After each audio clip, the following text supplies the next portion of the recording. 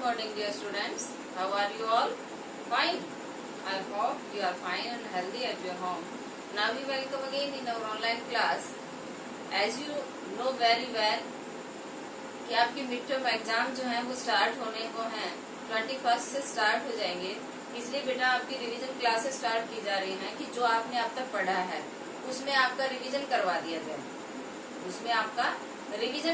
जाए, तो सबसे पहले हम आपका रिवीजन करवाने के लिए जो हिंदी व्याकरण है उसको उठाते हैं, क्योंकि उसको काफी दिन हो गए। इससे पहले सबसे पहले हमने हिंदी व्याकरण को किया, फिर हमने मेधा को किया था, हिंदी मेधा को। अभी हम पहले व्याकरण का रिवीजन करेंगे, फिर उसके बाद हिंदी मेधा का रिवीजन करेंगे। तो व्याकरण में हमने जो टॉपिक दिए हैं, आपको लेसन में पता होगा कि हमने कौन कौन से टॉपिक दिए हैं। तो इसमें टॉपिक है भाषा और व्याकरण है, ध्वनि है, वर्ण, मात्राएं, शब्द, वाक्य और संज्ञा। यहाँ तक के जो टॉपिक्स हैं वो इसमें दिए गए हैं, आपके सिलेबस में दिए गए हैं। तो हम पहले इन टॉपिक्स का रिवीजन करेंगे और फिर उसके बाद में इन टॉपिक्स की जो बुक एक्सरसाइज है वो भी मैं आपको दूंगी। उनको राइट तो मैंने आपको करवा रखा है, बुक में भी आपने फिल कर रखा है उनको, लेकिन आप उनको रफ नोटबुक में प्रैक्टिस करके जरूर देखेंगे। Is that clear? तो हमें क्या करना है कि हम अपनी इस क्लास में पहले हम जो लेसन है उनको एक बार रिपीट करेंगे, उनकी बुक एक्सरसाइज को रिपीट करेंगे। और सबसे मेन बात, मुख्य बात, प्रमुख बात कौन सी है कि आप सभी को अपनी लाइव क्लास जरूर अटेंड करनी है। जो आपकी लाइव क्लास रहेगी आधे घंटे की या 40 मिनट्स की जो भी होगी, उसमें आपको जरूर आना है, क्योंकि उसमें भी आपके डाउट्स होंगे तो वो क्लियर किए जाएंगे और इन्हीं चैप्टरों को और इनसे जो नेक्स्ट चैप्टर जो बचते हैं उनका फिर से रिवीजन करवाया जाएगा। तो आपको ये इतने अच्छे से याद हो जाएंगे कि आपको टेस्ट में या पेपर में आपके में कहीं कोई दिक्कत नहीं आएगी। Okay, now we start the topic first, भाषा और व्याकरण। आपको पता है भाषा क्या होती है कि जैसे मैं अपने विचार जो है, मैं अपनी बातें आपके सामने शेयर करके आपको बता रही हूँ और आप सब सुन रहे हो। आप में से मान लीजिए किसी बच्चे ने मेरे को ये बोल दिया कि मैडम मेरे को समझ में ही नहीं आया, तो उसका विचार मेरे तक पहुंच गया, उसका विचार मुझे मिला कि भी उसके समझ में नहीं आया। तो ये क्या कहलाता है? अपने विचार दूसरों तक पहुंचाना और दूसरों को विचारों को समझना क्या कहलाता है? भाषा कहलाता है। क्या कहलाता है? भाषा। अब भाषा जो है इसके भेद कितने होते हैं? तो 2 होते हैं। कितने होते हैं? 2। कौन कौन से? एक होती है लिखित भाषा और दूसरी होती है मौखिक भाषा। ठीक है। अब देखो, लिखित भाषा में तो क्या आ जाएगा? लिखना और पढ़ना। इसमें तो क्या आ जाएगा? लिखना और पढ़ना। ये तो क्या होती है? लिखित भाषा। क्योंकि लिखे हुए को ही तो पढ़ेंगे हम लिखे हुए को ही तो पढ़ेंगे। मान लीजिए मैं अब आपको बोल नहीं रही हूँ, ठीक है, मैं यहाँ से दूर खड़ी हूँ, मैंने इसकी फोटो क्लिक करके आपको दे दी, आपने इसको पढ़ा, राठ इंटरनेशनल स्कूल कुंड हिंदी व्याकरण पाठ 1 भाषा और व्याकरण, आपने इसको ऐसे पढ़ा। इट मीन्स आप लिखे हुए को पढ़ रहे हो। क्या कर रहे हो? आप लिखे हुए को पढ़ रहे हो। तो जब लिखे हुए को पढ़ते हैं तो वो भी क्या होती है? लिखित भाषा होती है। और मौखिक भाषा क्या होती है? तो मौखिक भाषा होती है कि जब हम अपने विचारों को बोलते हैं और दूसरे उनको सुनते हैं, यानी कि इसमें कौन सा हो जाएगा? बोलना और सुनना। तो ये हो जाएगा इसमें। तो इतना समझ में आया कि भाषा के 2 भेद होते हैं, लिखित और मौखिक। भाषा में लिखना और पढ़ना लिखित भाषा होती है, बोलना और सुनना मौखिक भाषा होती है।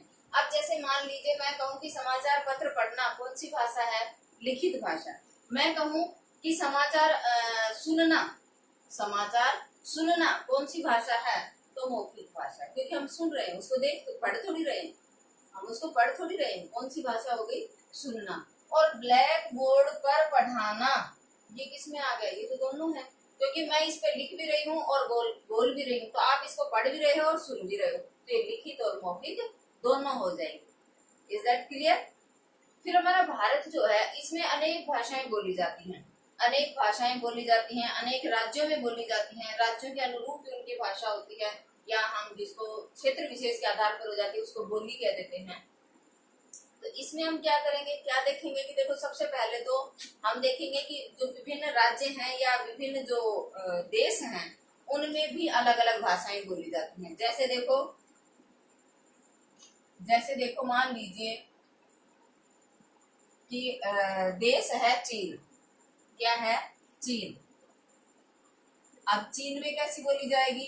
चीनी। कैसी भाषा बोली जाएगी? चीनी। इसी तरह से मान लीजिए जापान है। क्या है? जापान। अब जापान में कैसी बोली जाएगी? जापान में बोली जाएगी जापानी। ऐसे ही मान लीजिए ये तो क्या है? देश। अगर मैं कह दूं कि राज्य जो हैं उनमें भी भाषा कुछ अलग तरह, जैसे राजस्थान है, जैसे राजस्थान है, वैसे तो इनमें क्या कहते हैं? हिंदी बोली जाती है। क्या कहते हैं? हिंदी। लेकिन बोली क्या होती है? इसमें बोली कहेंगे तो क्या कह देंगे इसको? राजस्थानी। ये तो क्या है? बोली, भाषा नहीं है। क्या है? बोली। लेकिन अगर हम कह दें कि भारत में क्या कौन सी भाषा बोली जाती है? भारत में, तो भारत में क्या आ जाएगा? हिंदी। भारत में क्या आ जाए? वैसे तो भारत विविधताओं का देश है ना, तो मध्य प्रदेश में हिंदी बोली जाती है, गुजरात में गुजराती बोली जाती है, पंजाब में पंजाबी बोली जाती है। तो हर जगह ही हिंदी तो नहीं है, हर जगह हिंदी तो नहीं है। पंजाब में पंजाबी बोली जाएगी, गुजरात में गुजराती बोली जाएगी, ठीक है ना। तो ऐसे इसके आंध्र प्रदेश जो है उसमें तेलुगु बोली जाएगी, तमिल है वहां पर कन्नड़ बोली जाएगी। तो अलग अलग है, ठीक है ना। तो ये चीज समझ में आई। अब बात आती है लिपि किसे कहते हैं? किसकी आती है? लिपि। बेटा टाइम को ध्यान में रखते हुए आपका जो रिवीजन है वो हार्ड एंड फास्ट होगा, क्योंकि वैसे तो आपको हमने पढ़ाया हुआ है, इनका रिवीजन भी हो चुका है। ऐसी बात नहीं है रिवीजन क्लासें नहीं हुई है। हमारा जो मेजर टेस्ट हुआ था तो उस समय रिवीजन क्लासें हुई थी, है ना। आप दोबारा से रिवीजन क्लासें दी जा रही हैं, तो इसमें ज्यादा लंबा टाइम खींचने की जरूरत नहीं है, आपको समझ में आना चाहिए। अब लिपि किसे कहते हैं? भाई हमने कै लिखना है। कै क्या है? एक ध्वनि है। ग क्या है? एक ध्वनि है। लेकिन उसको लिखने के लिए हमें क्या करना पड़ा? ऐसे लिखना पड़ा। क्या लिखना पड़ा? ऐसे। ग को लिखने के लिए हमें उसे ऐसे लिखना पड़ा। तो ये क्या है? कै क्या है? ध्वनि। ग क्या है? ध्वनि। इन ध्वनियों को लिखने के लिए इन चिन्हों का प्रयोग किया गया, और ध्वनि चिन्ह क्या कहलाते हैं? लिपि कहलाते हैं। या हम कहें कि लिखने का ढंग, लिखने का ढंग क्या कहलाता है? लिपि कहलाता है। लिखने का ढंग क्या कहलाता है? लिपि। अब अलग अलग भाषाएं हैं और अलग अलग उनकी लिपि है। जैसे मान लीजिए हिंदी जो भाषा है, हिंदी भाषा की लिपि कौन सी है? देवनागरी। कौन सी है? देवनागरी। इसी तरह से संस्कृत की कौन सी है? संस्कृत भाषा की भी देवनागरी है। संस्कृत भाषा की लिपि भी कौन सी है? देवनागरी है। उर्दू भाषा है, तो उर्दू भाषा की लिपि कौन सी है? तो उसकी लिपि है फारसी। कौन सी है? फारसी। अंग्रेजी है, अंग्रेजी भाषा की लिपि कौन सी है? अंग्रेजी भाषा की लिपि अगर तुमसे कोई पूछे तो अंग्रेजी भाषा की लिपि होती है रोमन। क्या होती है? रोमन। अंग्रेजी भाषा की लिपि रोमन हो गई, ठीक है ना। तो ये क्या होती है? भाषा। ये तो सारी क्या है? भाषाएं। और ये क्या है? इनकी लिपि। इसी तरह से पंजाबी की गुरुमुखी हो जाएगी। तो ये थी हमारी भाषा और लिपियां। अब बात आती है कि व्याकरण किसे कहते हैं? क्या आती है? व्याकरण किसे कहते हैं? तो व्याकरण क्या होता है? व्याकरण वह शास्त्र होता है जो हमें भाषा को शुद्ध रूप में बोलना और लिखना सिखाता है। क्या होता है व्याकरण? व्याकरण वह शास्त्र होता है जो हमें भाषा को शुद्ध रूप में बोलना और लिखना सिखाता है, ठीक है। भाषा के 3 अंग होते हैं। व्याकरण के 3 अंग होते हैं। व्याकरण है ना, तो इसके कितने अंग होते हैं? 3। कौन कौन से होते हैं? एक तो होता है वर्ण, एक होता है शब्द, और एक होता है वाक्य। वैसे तो बड़ी क्लासों में जाओगे तो एक पद और हो जाएगा, 4 हो जाएंगे, बट मुख्य इसके 3 ही अंग होते हैं व्याकरण के अंग। कैसे? वर्ण तो क्या हो गए, जैसे मान लो यहाँ पर हो गए ग, रे, ले, ते, ते, कोई भी वर्ण हो गया, ये क्या है, वर्ण। यहाँ शब्द क्या होते हैं, जैसे कम, मग, जग, जाल, पिन, ये क्या हो गए, शब्द हो गए। और वाक्य क्या हो गया, वह खेल रहा है। तो ये क्या हो गए, व्याकरण के अंग हो गए। ठीक है, क्या हो गए, ये व्याकरण के अंग हो गए। अब बात आती है, इसमें दो तीन मुख्य बातें हैं, जैसे भाषा बोलचाल और लिखने का ढंग होती है। तो ये बात बिल्कुल सही है कि भाषा जो है वो बोलचाल और लिखने का ढंग होती है। भाई हमारा बोलने का तरीका या हमारा लिखने का तरीका ही क्या है, भाषा है। दूसरा इसमें है कि भाषा का प्रयोग मौखिक और लिखित दोनों रूपों में होता है। तो ये बात भी बिल्कुल सही है कि भाषा को हम मुख से बोलते भी हैं और लिखते भी हैं। तीसरी बात आती है कि हिंदी भाषा है वो देवनागरी लिपि में लिखी जाती है, दैट्स क्लियर। और व्याकरण भाषा को सुधारता है, संवारता है। क्यों? क्योंकि व्याकरण हमें भाषा को शुद्ध रूप में बोलना, लिखना और पढ़ना सिखाता है। तो ये तो था हमारा पहला लेसन, इसमें इससे ज्यादा कुछ नहीं था। बाकी इसमें देखो क्या क्या दिए हुए, बुक एक्सरसाइज है इसकी, पेज नंबर है 8। पेज नंबर कितना है, 8। इसमें क्या दिया हुआ है कि भाषा के मुख्यतः भेद होते हैं। तो आप मुझे बताओ कि अभी अभी आपने पढ़ा कि भाषा के कितने भेद होते हैं, तो भाषा के दो भेद होते हैं। कितने होते हैं, दो। एक तो होता है लिखित भाषा, लिखित भाषा, और दूसरा होता है मौखिक भाषा। ठीक है, एक तो होता है लिखित भाषा और दूसरा होता है मौखिक भाषा। ठीक है ना। फिर उसके बाद में है कि भाषा को शुद्ध रूप में पढ़ना, लिखना और बोलना सिखाता है। तो भाषा को शुद्ध रूप में बोलना, पढ़ना, लिखना हमें कौन सिखाता है, तो व्याकरण सिखाता है। अब इसमें क्या बताया, नेक्स्ट हमारा है इसमें कि क्या कह रहा है कि भाषा को शुद्ध रूप में पढ़ना, लिखना और बोलना हमें सिखाता है। तो देखो लिपि सिखाती है, शब्द सिखाते हैं या व्याकरण सिखाते हैं। तो कौन सिखाता है, हमें व्याकरण सिखाता है। अभी अभी हमने पढ़ा ना कि व्याकरण जो है वो क्या करता है, भाषा को शुद्ध रूप में बोलना और पढ़ना, लिखना सिखाता है। हिंदी हमारी खालिस्तान है, तो हिंदी हमारी मातृभाषा भी है। हिंदी जो है हमारी राजभाषा भी है। क्या है, हिंदी मातृभाषा भी है और राजभाषा भी है। हिंदी हमारी मातृभाषा भी है, हिंदी हमारी राजभाषा भी है, और हिंदी हमारी कौन सी भाषा है, राष्ट्रीय भाषा भी है। राष्ट्रीय भाषा भी है। ओके, हिंदी हमारी मातृभाषा है क्योंकि हम इसे ही बोलना सीखते हैं पहले। फिर ये हमारी राजभाषा भी है क्योंकि हमारे जो सरकारी कामकाज होते हैं वो इसी भाषा में होते हैं। वैसे तो शुरुआत हुई थी तब उस समय कहा गया था कि चलो कोई बात नहीं, कुछ समय के लिए इंग्लिश में ही कामकाज होंगे, क्योंकि काफी लंबे समय तक भारत जो है अंग्रेजों का गुलाम हो रहा, तो लोगों को अंग्रेजी में काम करने की आदत पड़ गई। फिर उसके बाद उनको वो किया गया कि नहीं, उसके बाद हिंदी भाषा जरूर होगी, कि हिंदी में ही सरकारी कामकाज होंगे। लेकिन लोगों की हैबिट रही, चलती रही, तो उसको हिंदी और अंग्रेजी दोनों को बना दिया गया कि दोनों में काम होते हैं। और राष्ट्रीय भाषा इसलिए है क्योंकि ये भारत के अधिकांश लोगों के द्वारा बोली जाती है, राष्ट्र के अधिकांश लोगों के द्वारा बोली जाती है, इसलिए ये राष्ट्रीय भाषा भी है। फिर उसके बाद में है रिक्त स्थानों की पूर्ति कीजिए। क्या कह रहे हैं, रिक्त स्थानों की पूर्ति कीजिए। अब देखो रिक्त स्थानों में क्या है,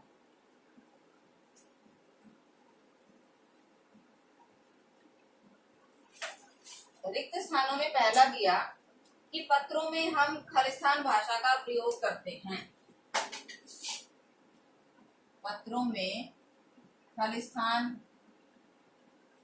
भाषा का प्रयोग करते हैं। ठीक है, खालिस्तान भाषा का प्रयोग करते हैं। तो अब देखो कि पत्र जो होते हैं वो लिखे हुए होते हैं, पत्र जो है वो ऐसे लिखे हुए होते हैं और हम इनको पढ़ते हैं। तो जब ये लिखे हुए होते हैं तो ये कौन सी भाषा होती है? लिखित। कौन सी होती है? लिखित। सेकंड है टेलीफोन पर हम खालिस्तान भाषा का प्रयोग करते हैं। अब एक बात बताओ मुझे, टेलीफोन जो होता है,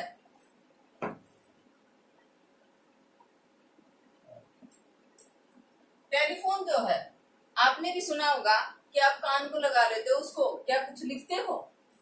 उसमें बोलते जाते हो, सामने वाले के पास आपकी बातें पहुंच जाती हैं। इट मीन्स आप लिखते नहीं हो उसमें, ना आप पढ़ते हो।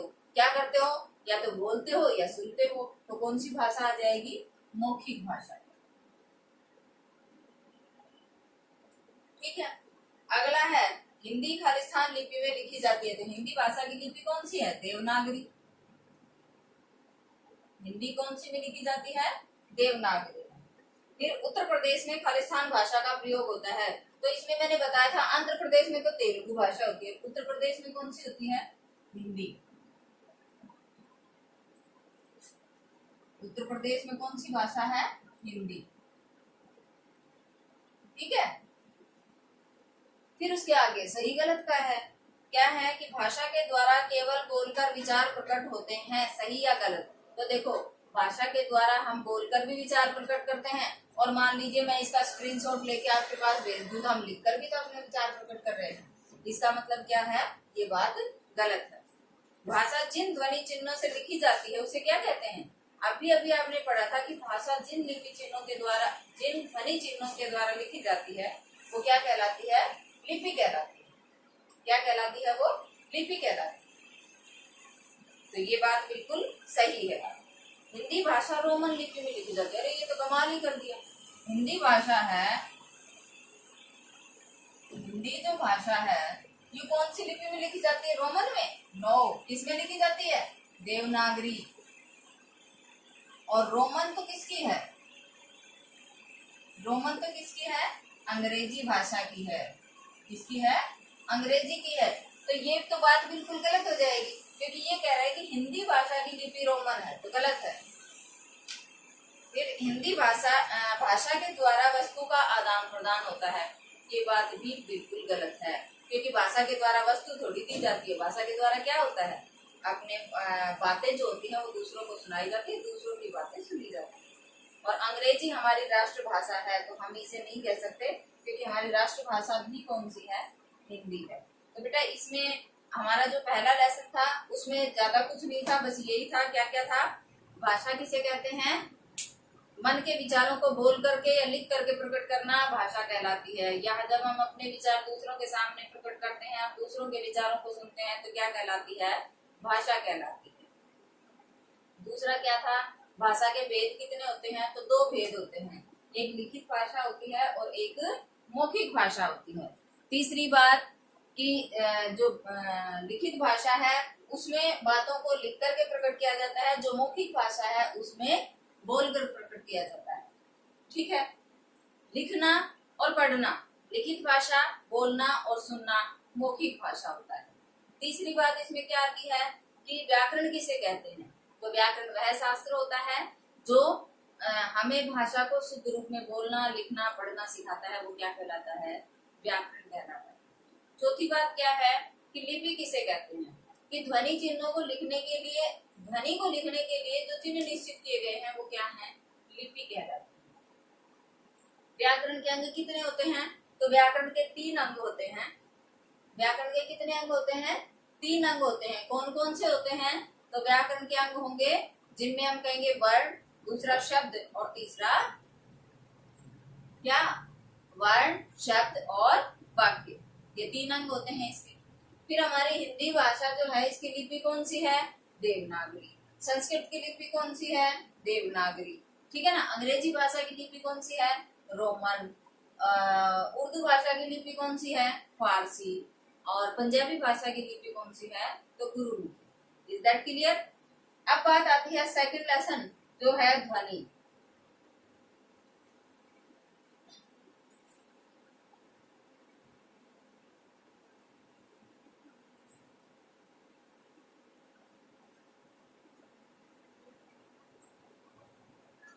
पार्ट है 2 और छोटा सा टॉपिक है, ये भी ज्यादा बड़ा नहीं है। ध्वनि क्या होती है? देखो, जैसे एक बच्ची है जो जोर जोर से हंसती है, ही करके हंसती है, हा करके हंसती है, वो क्या है? ध्वनि है। क्या है? ध्वनि है। बिल्ली जो है वो मुंह से बोलती है, म्याऊं म्याऊं करके बोलती है, वो क्या है? ध्वनि है। ठीक है। घोड़ा घोड़ा जो है वो हिनहिनाता है, घोड़ा हिनहिनाता है, तो वो भी क्या है? ध्वनि है। तो मुंह से निकलने वाली जो भी आवाज होती है वो सब क्या है? ध्वनि है। तो इसमें ज्यादा कुछ नहीं है। एक तो हम ध्वनि किसे कहते हैं? हम ध्वनि किसे कहते हैं? मुख से निकलने वाली आवाज ध्वनि कहलाती है। ध्वनि कहलाती है। ठीक है। फिर इसके बाद में इसकी जो बुक एक्सरसाइज है उसमें ज्यादा नहीं है। एक तो मेन बात इसमें क्या है कि ध्वनि जो है ये भाषा का आधार होती है। ध्वनि भाषा का आधार होती है। एक है ध्वनि मौखिक भाषा की सबसे छोटी इकाई होती है। तो बिल्कुल स्पष्ट है। अब इसमें दे रखे हैं, उदाहरण दिए हुए हैं, कुछ चित्र बना रखे हैं। तो इनमें क्या है कि हमें उन चित्रों को देख करके क्या करना है? जैसे घोड़ा लिख दिया, गाय लिख दी, कबूतर लिख दिया, कौवा लिख दिया, मुर्गा लिख दिया और कोयल लिख दिया, ऐसे लिख दिया। अब ये कहता है कि भाई इसके सामने इसके जो खाली स्थान है ना उनको फिल कर दो। खाली स्थान में ऊपर ऊपर हेडिंग में दिया हुआ है कि हिनहिनाता, हिनहिनाना, रभाना या गुटरगु करना। तो ये सब क्या है? इनकी आवाजें हैं, इनकी ध्वनियां हैं। तो इन बातों को यहाँ दिया गया है। तो घोड़ा कैसे करता है? हिनहिनाता है। घोड़ा कैसे करता है? हिन करता है, हिनहिनाता है। इसी तरह से गाय कैसे करती है? तो गाय रंभाती है। क्या करती है? रंभाती है। कबूतर क्या करता है? तो कबूतर गुटरगु करता है। कैसे बोलता है? गुटरगु करता है। आपने भी महसूस किया होगा, कभी ध्यान दिया होगा। कौवा क्या करता है? काऊ काऊ करता है। क्या करता है? कौवा काऊ काऊ करता है। मुर्गा क्या करता है? कुकड़ू कू करता है। कैसे बोलता है? कुकड़ू कू। और कोयल कैसे करती है? कुहू कुहू। कैसे करती है? कुहू कुहू। तो ये तो क्या हो गया हमारा ध्वनि टॉपिक। इसमें कुछ नहीं था। क्या था कि मुख से निकलने वाली जो आवाज होती है वही क्या कहलाती है? ध्वनि कहलाती है। मुख से निकलने वाली आवाज भी क्या कहलाती है? ध्वनि कहलाती है। दूसरी बात कि जो ध्वनि होती है ये सबकी एक जैसी नहीं होती है, सबकी अलग अलग होती है। बच्चा रोता है तो कुछ अलग ध्वनि निकालता है, बच्चा रोता है तो कुछ अलग ध्वनि निकालता है, हंसता है तो कुछ अलग ध्वनि निकलती है, गाय रंभाती है तो कुछ अलग ध्वनि निकलती है, घोड़ा हिनहिनाता है तो कुछ अलग ध्वनि निकलती है। तो यही क्या होती है? ध्वनि। ध्वनि जो है मौखिक भाषा का आधार होती है। ध्वनि मौखिक भाषा का आधार होती है। तो ये थे 2 लेसन इसमें जो हमारे इसमें हमने इनका रिवीजन किया। अब इसी में हमारा जो थर्ड लेसन आता है, थर्ड लेसन हमारा क्या है? वर्ड।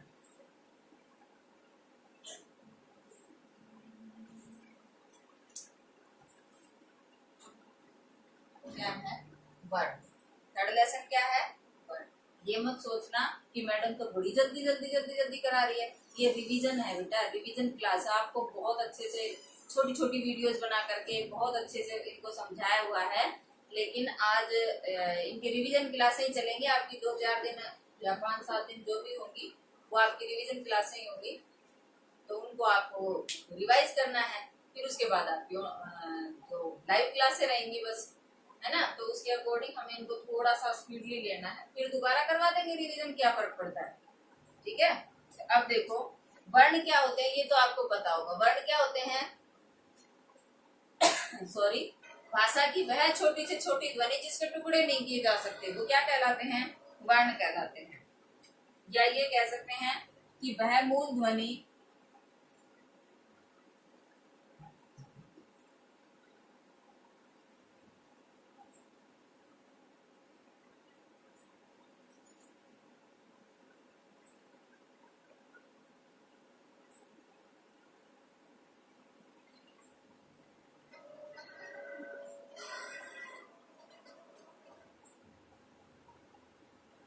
वह मूल ध्वनि जिसके टुकड़े नहीं किए जा सकते हैं उन्हें क्या कहते हैं? उन्हें कहते हैं वर्ण। क्या कहते हैं? वर्ण। अब वर्ण देखो कोई भी हो सकता है, क हो सकता है, र हो सकता है, स हो सकता है, त हो सकता है, प हो सकता है, ज हो सकता है। कोई भी वर्ण हिंदी वर्णमाला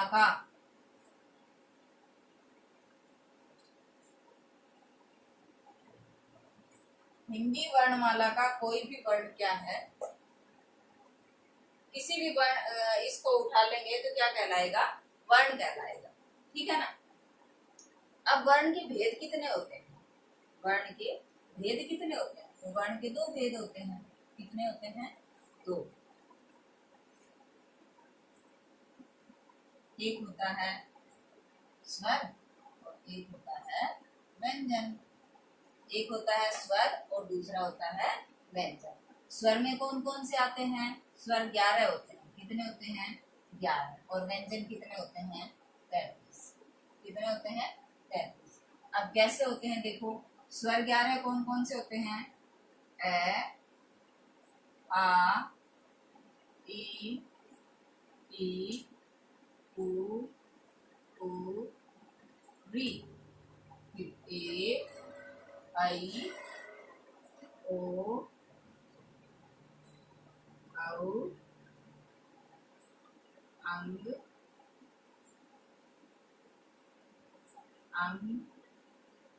एन। ये क्या होते हैं? अब देखो इनको नहीं वो करोगे, आप क्या करोगे? 1 2 3 4 5 6 7 8 9 10 11। ये कहता है कि इनको क्यों नहीं लिया आपने? क्योंकि ये भी ए है और ये भी ए है। इनके पीछे इसके पीछे विसर्ग है, इसके पीछे अनुसार, लेकिन ए तो हमने काउंट कर लिया। तो स्वर जो होते हैं उनमें हम इनको काउंट नहीं करते हैं। ठीक है, हम इनको काउंट नहीं करते हैं। ए, आ, ई, उ, री, ए, आई, ओ, औ। ये कितने होते हैं? 11 स्वर होते हैं। और व्यंजन कितने होते हैं? तो व्यंजन होते हैं 33 होते हैं। ठीक है। फिर उसके बाद में क्या आता है इसमें? ये कहता है कि भाई व्यंजन वर्ण जो होते हैं इसमें स्पर्श व्यंजन, अंतस्थ व्यंजन, ऊष्म व्यंजन, ये कुछ भी दिया हुआ है। लेकिन अभी ये इसको आपको पहले भी मैंने नहीं करवाया था, अभी इसको छोड़ दो। आप इसमें मत उलझन में पढ़ो, इतना गहराई में नहीं करवाएंगे आपको, सिर्फ इसकी बुक एक्सरसाइज करवा देती हूँ। मेन बातें हैं इसमें। ये 39 दिए हुए हैं, इनको अभी भूल जाओ। आपको व्यंजन 33 ही याद रखने। कितने याद रखने हैं? 33। 39 होते हैं, 39 होते हैं, लेकिन वो कैसे होते हैं वो सारी बातें आपको समझाने में अभी बहुत टाइम लगेगा, तो उस बात को आप छोड़ दो।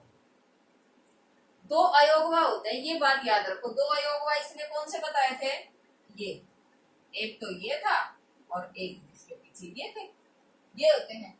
एक है कि हिंदी वर्णमाला में टोटल वर्ण कोई पूछे आपसे, मूल वर्ण तो कितने होते हैं? 44। हिंदी वर्णमाला में मूल वर्ण तो कितने होते हैं? 44। और कुल वर्ण कितने होते हैं? कुल वर्ण होते हैं 52।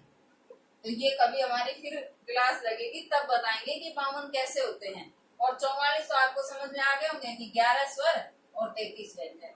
लेकिन 52 कैसे होते हैं ये कभी फिर हम क्लास लेंगे ना, तब समझाएंगे इस चीज को। ठीक है ना? तो ये क्या हो गया?